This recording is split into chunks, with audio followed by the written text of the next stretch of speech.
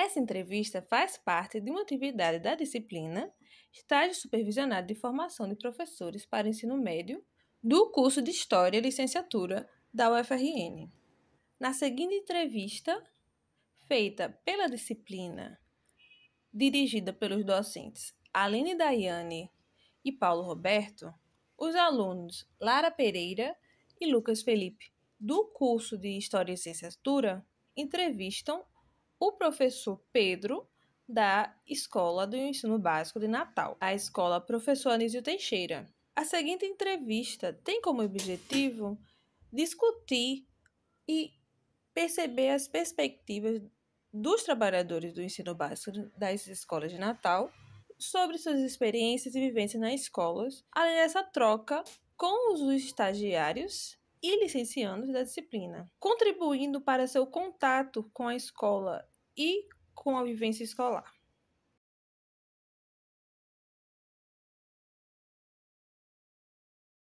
Primeiro, você poder se apresentar, falar a carreira, só o nome, só para ter marcado na entrevista. Pronto. Bem, eu me chamo Pedro Nicásio Souto, né?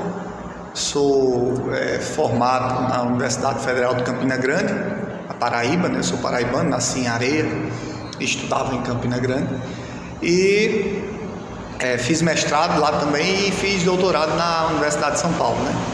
Tenho uma formação completa, digamos assim, né? Na USP, no caso? Sim. Pronto. Então, aqui você trabalha só como professor de História e faz quanto tempo você está aqui no Anísio? Aqui no Anísio faz pouco tempo, né? Eu vim para cá há pouquíssimo tempo, faz um ano e 7 meses, mais ou menos, né?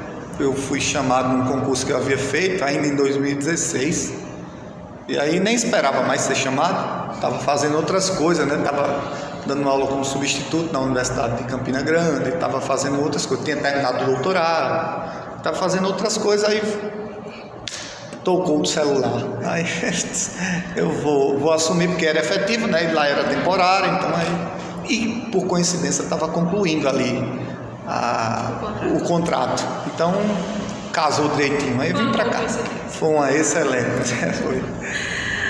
Então, basicamente, como eu só queria um pouco do resumo um pouco da infância, se teve algo, como você chegou, como foi, e se alguma coisa atraiu você para ser professor, seja um parente, ou seja um professor que você gostava, ou só amor pela matéria?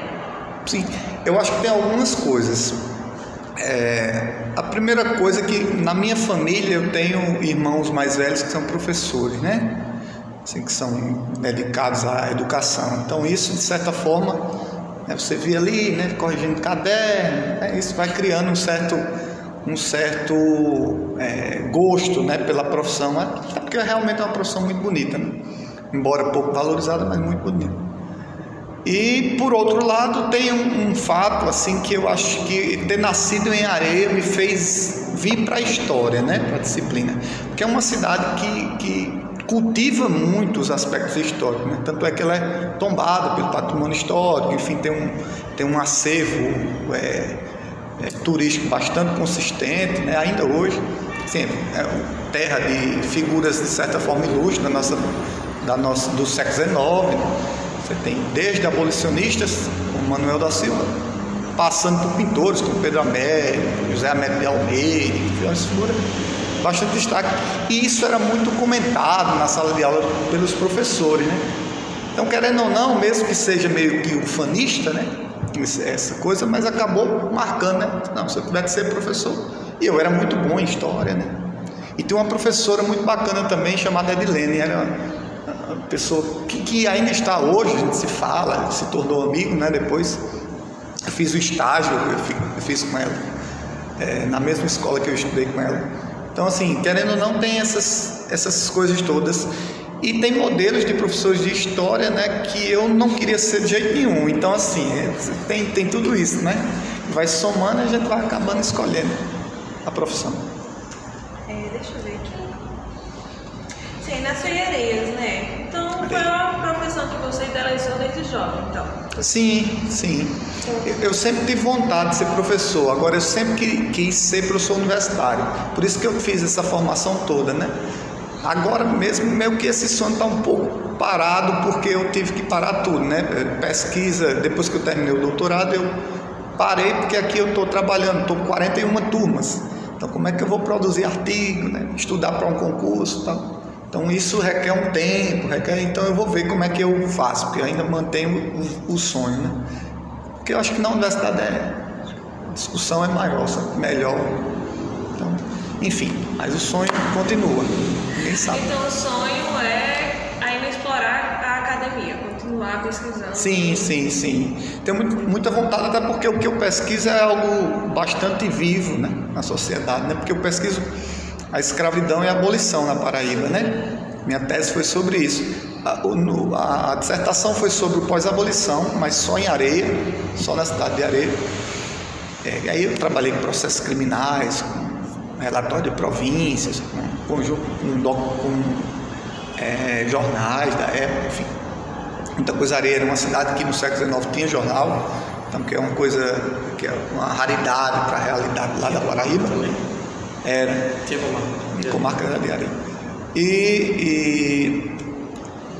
E no doutorado eu fiz também processos criminais envolvendo escravos e tal. Foi também usando esses documentos todos, acervo considerável, só que agora para toda a Paraíba, né? Então eu pesquiso toda a Paraíba sobre isso. Você acha que você consegue pegar um pouco dessa, quando você vai trabalhar em Império, você consegue pegar um pouco do que você pesquisou e trabalhar em sempre quando se tem essas questões, né, essas discussões, às vezes sobre raça, sobre racismo, essas questões estão muito presentes, né? Uma vez que elas estão muito presentes, aí acaba que esse conhecimento que a gente tem, né, ajuda de certa forma. Mas não dá para, por exemplo, aprofundar mesmo, por exemplo, discutir o cangaço, perceber o cangaço, que no meu caso, né, encontrei a articulação do cangaço com trabalhadores escravizados, né, que é uma coisa que não é tão usual, tão comum, porque uma vez que se pensou muito tempo que era um movimento somente de homens livres, e aí você tem escravizados articulados com os cangaceiros, enfim. Então você tem então são discussões, tem discussões mais profundas que infelizmente a gente não consegue, por conta do currículo mesmo, né? E em virtude desse novo ensino médio, aí que dificultou, porque, por exemplo, no segundo ano, que eu deveria discutir império, colônia e império, né, eu não consigo fazer uma discussão ampla, porque agora a gente só tem uma aula no segundo ano, né? A gente só tem uma aula, então é impossível, né? Esse justamente era um dos tópicos que a gente queria trabalhar. Mas a gente poderia até relacionar que você tem tanto esse choque, porque são estados muito próximos. Você teve algum choque tanto de se mudar, de trabalhar em Areia, né? Areias em Paraíba, aqui está trabalhando no Rio Grande do Norte, no ensino básico, não mais na graduação. Aí também tem esse choque, ainda mais com o modelo do novo ensino médio. A gente queria que você falasse como está limitando, além do que você já falou, se tiver algo, e como você vê esse formato do novo ensino médio. Eu tenho, assim, certas críticas em relação ao novo ensino médio, porque eu acho que se pensou primeiro na possibilidade de transformar um conjunto de pessoas em mão de obra barata, né? E esqueceu de fazer um outro suporte, né? Que é o suporte das escolas. Quer dizer, a gente não tem escola para dar conta de tanto aluno. A gente não tem espaço físico para receber tanto aluno, a gente não tem essa questão do sexto horário, a gente tem sentido muito, porque aqui em Natal tem um problema que é o transporte público daqui é muito fragilizado, né? Então tem alunos que às vezes precisam sair, porque senão vão chegar em casa, vão perder o último ônibus, vão chegar em casa não sei que horas, enfim. Tem toda uma estrutura por trás dessas mudanças que foi esquecida, quer dizer, coloca isso para todas as cidades têm problemas específicos que não conseguem abarcar. E isso, de certa forma, vai gerar cada vez mais exclusão, em vez de inclusão, vai gerar exclusão. Então, eu acho que deveria se ter pensado primeiro em como melhorar, na verdade, a formação básica. Eu acho que a gente precisa melhorar a formação básica, o que realmente trazer, e aí sim, eu acho que é um outro problema. se fala no novo ensino médio, mas e a formação para os professores. Por exemplo, eu tenho a graduação, tenho mestrado, doutorado, mas onde foi que eu parei para estar estudando, para montar a disciplina específica para dar no ensino médio, né? Que agora os colegas estão tendo. Eu estou tendo a felicidade ainda de não peguei, eu consegui ficar só com história. Mas eu tenho 11 turmas, né? Para ficar só com história, eu tenho 11 turmas aqui, aí 10 na outra escola. Quer dizer, eu tenho 21 turmas. Então, para conseguir conciliar aqui, eu tive que pegar uma turma a mais. Então, é uma dificuldade que a gente tem tido. Eu acho, não tenho absoluta convicção que isso foi pensado somente para tentar fomentar a mão de obra barata, sabe? Acho que inclusive vai eliminar muito sonho de muita gente de fazer um curso universitário. Nós que temos, né, vocês estão prestes a terminar, vai se tornar cada vez mais um privilégio de poucos, porque uma vez que você incentiva amplamente o ensino técnico, e há uma necessidade, e há uma demanda, né, porque tem pessoas que precisam de qualificação técnica para arrumar um emprego, às vezes para sustentar a família. Nós temos aqui na escola um conjunto de pessoas nesse caso. Se por um lado pode ajudar esse tipo de pessoa, por outro vai ceifar o sonho dessa pessoa ter uma qualificação técnica maior, e consequentemente você ter um emprego melhor remunerado, enfim, tem tudo isso. Esse ponto que você falou é até interessante, porque era um dos pontos do nosso roteiro. E aí, aproveitando o ensejo, falando da formação acadêmica que a gente você teve, na verdade, né? Tanto na graduação, mestrado, doutorado e tudo mais. E era esse ponto que você comentou, da forma como a universidade lhe preparou. Eu chamei de toda essa preparação que você teve na universidade, na graduação, no mestrado, doutorado. E, na tua opinião, qual foi o ponto essencial que você achou mais importante em toda essa fase? Rapaz, das 3 fases, né? Qual é o ponto mais importante? Eu não sei, eu sei que todos foram muito desafiadores, né? Porque, como eu disse a vocês, eu moro em Areia, e Areia fica a 50 quilômetros de Campina Grande. E todos os outros, eu lembro que quando eu passei no vestibular, eu acho que a graduação ainda foi a parte mais difícil, porque quando eu passei no vestibular, era vestibular na época, PSS, essas coisas, tá? E a gente fazia a primeira etapa no segundo ano, e depois no terceiro ano fazia a segunda etapa. E aí quando eu passei, meu pai tinha falecido fazia pouco tempo, e lá em casa meio que ficou meio desarticulado, né? Porque tudo era centralizado muito nele, né? Ele já era uma pessoa idosa e tal. Mas nem ele nem minha mãe estudaram. Por coincidência, nem ele nem minha mãe estudaram, mas os filhos quase todos têm formação superior. Um aspecto positivo desse, da educação familiar, né? Eu não estudei, mas você vai estudar, né? Isso era muito forte lá em casa. Enfim, mas na graduação ela foi bem importante, porque na graduação eu tive que trabalhar, eu trabalhava durante o dia, né? E estudava à noite.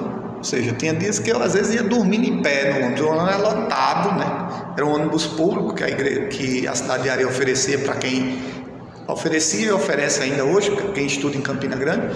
E rodava os 50 quilômetros, estudava, né? Tinha as aulas à noite e voltava à noite, né? Chegava às 11h30 mais ou menos em casa. E acho que foi o período mais conturbado, sabe? Desafiador. Foi muito desafiador. Muito, porque tinha dias que a gente via a hora enlouquecer de tanta coisa. Por exemplo, eu com 20 anos, por exemplo, 19, 20 anos, que foi quando eu estava nessa correria aí, 19, 20, 21 anos, eu simplesmente não sabia o que era fim de semana. Para dar conta, para ser pontual, eu sempre fui eu sempre gostei de estudar, né? E aí, para dar conta, eu tinha que simplesmente esquecer. Às vezes os colegas iam para farra, todo mundo, né, se divertindo, né, novo ali e tal. E às vezes eu tinha que ficar, né? Às vezes eu ia jogar bola e sair correndo para ter que terminar alguma coisa. Então, conciliar trabalho e foi desafiador, especialmente porque era noutra cidade, né? Você tem que fazer isso para no outro dia de manhã estar tendo que dar aula. Ou seja, não tinha dedo. Eu sei que em 2010 eu quase... O povo olhava para mim, se eu estivesse de lado, ninguém via. Só via por conta do nariz, que é grande. Mas foi bem desafiador, foi bem... Eu estudei, sim, eu nem falei sobre isso. Na graduação eu estudei sobre os trabalhadores dos engenhos lá de Areia, né? É uma cidade que é fundada, é meio que forjada pelos trabalhadores dos engenhos, né? Cidade toda. Primeiro escravizados e depois livres. Então seus pais não tiveram estudo completo e todos seus irmãos tiveram e a maioria são professores. Então você teve esse apoio familiar quando você escolheu essa profissão? Sim, sempre tive. Ninguém nunca nem questionou. Na verdade, algumas mais velhas diziam, algumas irmãs diziam: Pedro, você fez muito ponto, vá fazer direito. Tem umas que queriam que eu fizesse direito, né? São quantos irmãos todos? Meu pai casou-se 2 vezes, né? Então eles são 13 irmãos. 13, todos graduados? Não. Nem todos? Não. Tem uns que não estudaram muito, não, né? Tem, assim, estudo, tipo, terminaram o ensino médio, mas não foram para o ensino superior, não. Quem mais estudou no ensino dos irmãos fui eu, né? Eu sou o penúltimo, né? Depois de mim ainda tem uma menina, uma galeguinha, Juliana. Já é mãe, já tem 2 meninas. Mas para a docência, você teve a graduação, mestrado, doutorado e pesquisou muito para todos eles, né? Com as áreas que você falou. Mas você sente que a graduação, ou mesmo o mestrado, doutorado, lhe preparou para a docência, tanto na graduação ou no ensino básico? Eu acho que é um defeito do currículo que eu tinha lá na UFCG, o preparo para a docência, sabe? Acho que a Universidade Estadual da Paraíba, ela prepara melhor, porque tem um tempo maior de estágio, sabe? E aí eu peguei a grade antiga, e como eu peguei a antiga, foram poucos estágios, né? Assim, um mês e pouco eu tinha concluído os estágios, e eu já dava aula, né? Quando eu fiz estágio, porque eu comecei muito cedo. Eu comecei, eu fiz um período, 2007.2, que terminou no início de 2008. Quando foi no início de 2008, um colega meu precisava de um professor para dar aula para alguém que estava se aposentando. Essa pessoa estava muito cansada já, não conseguia mais dar aula, ia pagar extra, né, por fora, não era um contrato com o Estado, né? Obviamente não podia porque não tinha graduação. E foi assim que eu comecei, 19, ia completar 20 anos, foi assim que eu comecei. Então, e eu dava aula de formação religiosa. A primeira disciplina que eu ministrei foi formação religiosa. Aí eu era vinculado, né, ao movimento franciscano, né? Minha juventude foi toda franciscana, eu fiz parte da Ordem Terceira. E aí, só que da ala jovem, né, da Ordem Terceira franciscana, e isso, como eu ia muito à igreja e tal, essa escola, ela era uma escola fundada por padre. Então tinha uma matriz católica, mesmo a gente sabendo que não pode, né? Tinha uma matriz. Quem é que vai ser o professor de religião? Tal. É Pedro. Não, a gente sabe quem é, tal.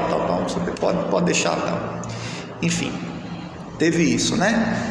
Mas preparar de fato, você tem razão. Eu acho que o que me fez assim, melhorar na parte da docência, de fato, foi o dia a dia. A vivência na escola. Foi a vivência. Você trabalhava na graduação e trabalhava na escola, né, dando aula? Ou trabalhou em outras áreas? Não, nunca trabalhei em outra coisa. Eu sempre fui professor. Desde quando eu comecei, sempre trabalhei na sala de aula. Aí sim, foi. Mas teve um momento, em 2016, eu fiz uma inscrição para o Pronatec. Eu tinha terminado o doutorado, o mestrado, e fiquei desempregado. Porque nesse intervalo eu comecei a dar aula em Areia e fui chamado para escolas particulares, aí já era em história mesmo, e estudando à noite, né? Aí depois, quando terminou, não lembro agora o ano, mas quando terminou um ano, eu fui em 2013, quando eu terminei de dar aula ali em 2012, em 2013 eu fui chamado para dar aula no Motiva, que é uma escola grande, lá de Campina Grande, relativamente conhecida, boa, aprova muito, tal. E aí, quando eu estava dando aula nessa escola, com pouco tempo, eu tinha feito uma inscrição para o mestrado, saiu o resultado, eu passei, aí tinha bolsa, aí eu resolvi fazer o mestrado, pela primeira vez na vida, fazer alguma coisa universitária sem trabalhar. Aí o mestrado eu fiz todo com bolsa. E aí no doutorado não, o doutorado já foi diferente também. No caso, as 3 etapas, você sempre morou em Areia ou você chegou a se mudar para Campina? Não, eu nunca me mudei para Campina, sempre estudei em Areia. Todas as vezes que eu precisava ir para lá, sempre ia de ônibus e tal. Sempre foi assim. E no doutorado, o doutorado foi um DINTER, que é o interinstitucional, uma instituição que tem o doutorado numa disciplina oferece para uma instituição que não tem. E aí foi feito, só que sobraram 10 vagas.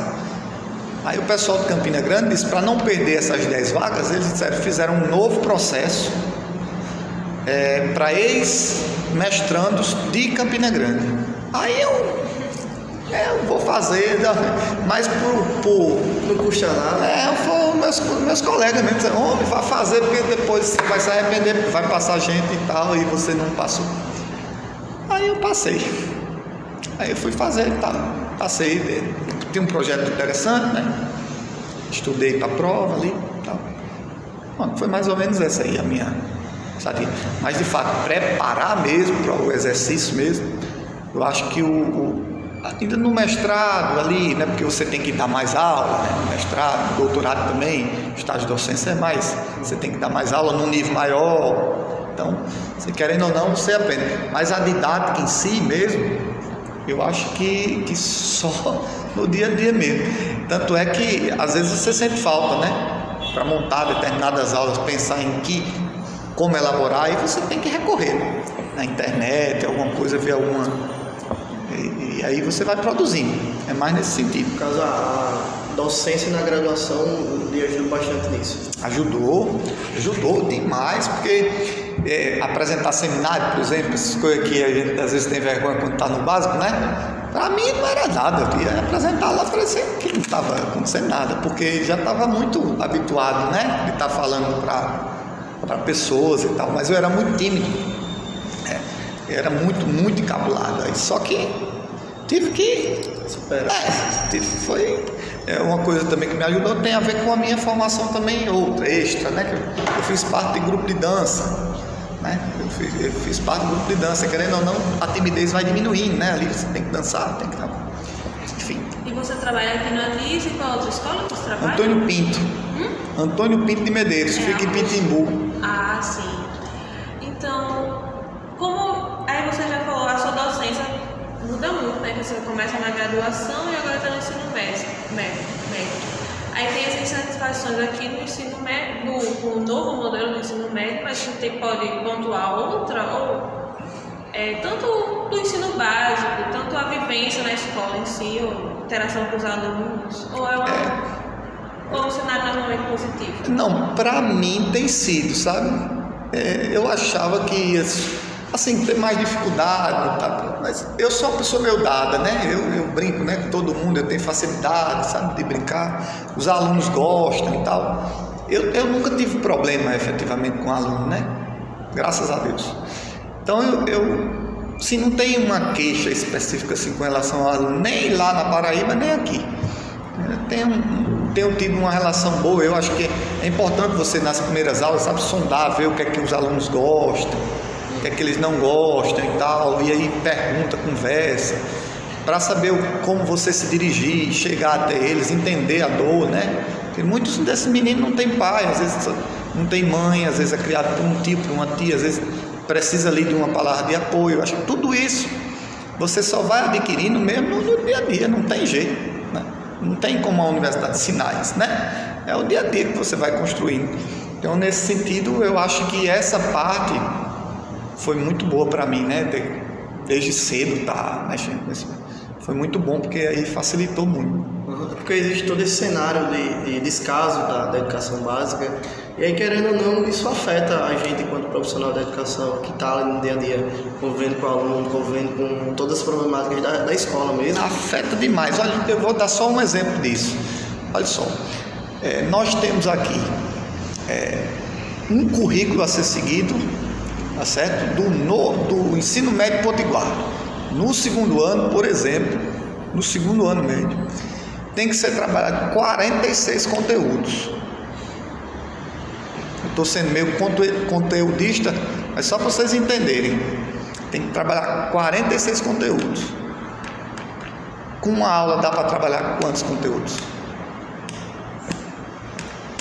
Com material didático extremamente... O livro didático, detalhe, viu? O novo livro didático que veio do novo ensino médio não tem nada desses conteúdos.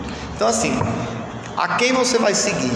O novo ensino médio, trabalhar quatro capítulozinhos que dá para você ir aproximando, tentando ali, cavando para chegar, que é o material que eles têm, ou você vai trabalhar a grade do ensino médio potiguar, que é maior, e escolher temas importantes assim para eles conseguirem fazer uma prova boa do Enem.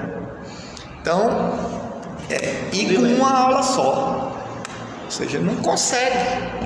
Então, algumas pessoas, por exemplo, esse novo ensino médio, você coloca, tem escolas que o aluno vem de manhã, tem as 6 aulas e tem complementação 2 dias à tarde. Como é que vai fazer isso na escola pública? Eles vão estar lá na frente e a gente lá atrás vai aumentar o abismo entre uma escola e outra. A escola pública vai ficar muito para trás se esse negócio continuar. Então, assim, digo logo que eu voltei já para revogar imediatamente. E aí pensar outras estratégias, de modo que contemple todo mundo. Porque de jeito um grande conglomerado desse de escola particular, ele vai conseguir sobreviver, porque ele vai criar, ele vai ter laboratório para tudo, vai dar a disponibilidade do aluno vindo contraturno para pagar eletiva, projeto de vida,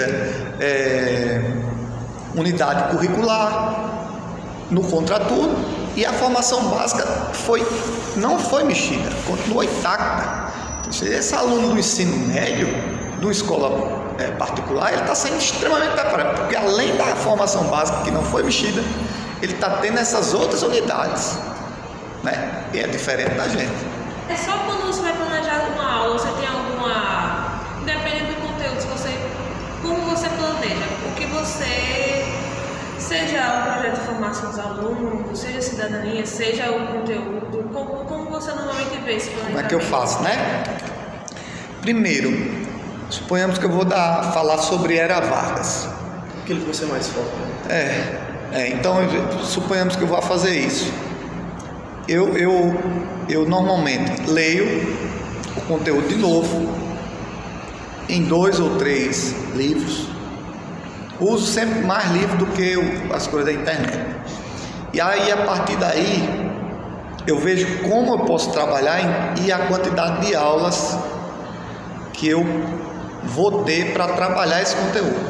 E a partir dessa quantidade de aulas eu vou separando, por exemplo, o governo provisório, dá para dar em conta uma aula, o governo ditatorial e outro, constitucional e tanto, e aí eu vou separando. No caso de história, é importante trabalhar com fonte primária, né? Porque, então, ver que documento trazer, às vezes trechos da própria Constituição, questões que são importantes de ser discutidas, porque isso aparece, né, no Enem. Então, eu faço isso, sempre uso fonte primária, faço a leitura prévia, um monte de esquema, eu uso muito esquema de quadro, mas uso também muito data show para eles verem, né, o que eu estou falando, usando mapa. Sempre que eu vou usar mapa, eu sempre gosto de usar para eles visualizarem melhor, né? Também desenho no quadro, embora não saia muito bonito, mas os alunos adoram, porque deu tá? Enfim, é isso, mais ou menos é esse o cronograma, né? Primeiro eu sempre faço a leitura, né, prévia. Por mais que você já conheça, né, porque já trabalhamos há muito tempo, mas eu acho importante, porque você lê, às vezes tem um livro novo que apareceu uma informação nova e tal. Acho que é importante você fazer a leitura de 2 ou 3 livros diferentes do mesmo conteúdo, para ver ali. Aí você escolhe aquele, né? Nesse caso agora eu estou escolhendo um, aí eu uso ele. Mas aí, porque eles têm que ter o material, né? Eu mando para eles, tal, faço PDF, mando. eles têm acesso. Enfim, é mais ou menos isso que eu faço. E acho que para não se delongar bastante agora na entrevista, né, acho que para finalizar, se o senhor tiver alguma mensagem para passar para esses futuros profissionais da história, doutores do tempo, alguma mensagem que você possa passar para esse pessoal que está na formação. Bem, eu assim, desejo muito, né, que continuem, né? Não é fácil ser formado em História, especialmente nesses últimos tempos, né? O historiador passou a ser visto, não só historiador, mas qualquer humanista, né, em sentido amplo, passou a ser visto como uma espécie doutrinador ou de alguém que subverte a ordem, né, que consegue controlar mentes e etc. E não é bem assim. Então, a história é uma disciplina que não é à toa que, por exemplo, esses ditadores aqui e acolá faziam manuais de história para ensinar o culto. História é uma disciplina, entre aspas, perigosa, né? Então, eu desejo, na verdade, que os historiadores saibam da importância que tem essa disciplina, né? Não é uma disciplina qualquer. Tanto é que toda reunião que tem alguma questão para fazer, professor de história.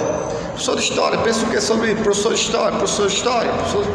Então, sempre o professor de história acaba sendo meio que centro, né? Por mais que a gente tenha que dar... E outra, acho que a gente sempre sabe tudo, né? A gente não sabe tudo. Não sabe, eles acham que a gente sabe tudo. E acham que a gente também não estuda, né? Acho que cai na cabeça. É a iluminação, calma. É a iluminação. Você diz, hoje era vaga, pronto, vou começar, né? Não é assim, né? Então, eu desejo demais que continuem, mas que saibam da importância da disciplina, né? Que saibam que vão conduzir uma disciplina que é muito importante para os estudantes, especialmente para eles observarem essa realidade que está aí e melhorá-la. E tentem melhorá-la, porque a gente não, com o avanço, né, do individualismo no mundo, então só disciplinas que efetivamente têm uma capacidade de construir narrativas que sejam críticas, é possível construir uma sociedade mais justa, só a partir disso. Quer dizer, então a gente consegue aclarar determinadas situações a partir daquilo que a gente discute em sala, né? Quer dizer, quando uma questão que um aluno levanta e tudo, e a gente consegue ir dizendo coisas, de modo que não precisa doutrinar ninguém, mas é preciso mostrar efetivamente como as coisas aconteceram, né? E esse mostrar, ele é muito importante para a formação desses alunos. Então, assim, eu digo sempre a ele, né? Eu disse, olha, vocês sem história, vocês não são nada, não tem nada. Quer dizer, a história é quem movimenta a gente, quem faz tudo. E tudo que tu faz, o jeito que tu senta na cadeira, tudo isso tem história. Então, você precisa compreender isso como um processo mais amplo do que algo que é decorativo, né? Que é outra coisa que o professor de história se preocupa. Vai enfrentar, achar, ou o aluno achar que ele tem que decorar as coisas que você faz, né? Você fala. Então, acha que história é chata, porque tem que decorar, porque tem que saber. Eu faço exatamente o contrário, né? Enfim, é isso. E eu desejo, obviamente, sorte, né? Sucesso, e no que eu puder ajudar, ou com minhas pesquisas, ou com alguma conversa, ou nem que seja com um ombro amigo. Qualquer contribuição. A gente agradece. Estou sempre ajudando aí. Muito obrigado pela participação do senhor na nossa entrevista, nossa atividade em dupla do estágio 4. Mara, quiser falar mais alguma coisa? Não, basicamente é isso. Obrigada pela sua intervenção, pela participação.